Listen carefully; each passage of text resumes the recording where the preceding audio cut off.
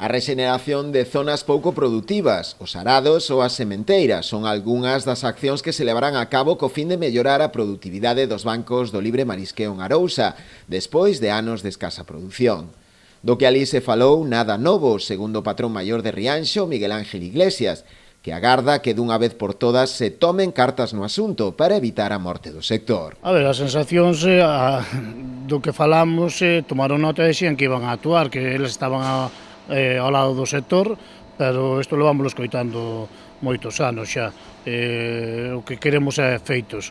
O que vemos é que este verán, como non hai marisqueo nas autorizacións, eu penso que a maioría dos que realmente viven do marisqueo deixan e buscan traballo en terra.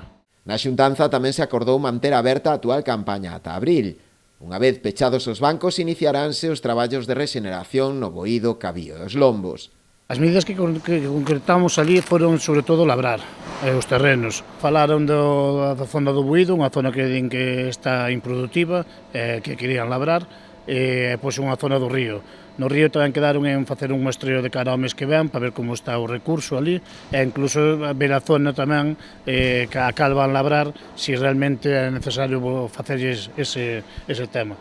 Eu sigo dicindo que no río hai dous, eu xa o dixen ali, que no río hai dous principales problemas. Unha son os vertidos industriales que está habendo e outra é o tema da acumulación de area que está habendo na desembocadura. Cada vez hai máis area, os bancos que había antigos onde daba o berberecho están desaparecendo todos, é area fina, na cal non produce nada, e isto ao final ou dragase o río, e esa área repartilas para as cofradías, para ampliar os bancos marisqueiros ou regenerar, ou senón isto non vamos ter moita solución. O titular de Mar aproveitou o encontro cos Pósitos para informarlles tamén dos proxectos de investigación que a Consellería está a levar a cabo en colaboración con distintos centros especializados e coas universidades galegas, co fin de estudar con profundidade os factores que afectan á produtividade na ría. Tamén puxo a disposición das confrarías os recursos dispoñibles en Mar para a análise e o deseño de accións que reforcen a actividade marisqueira na zona.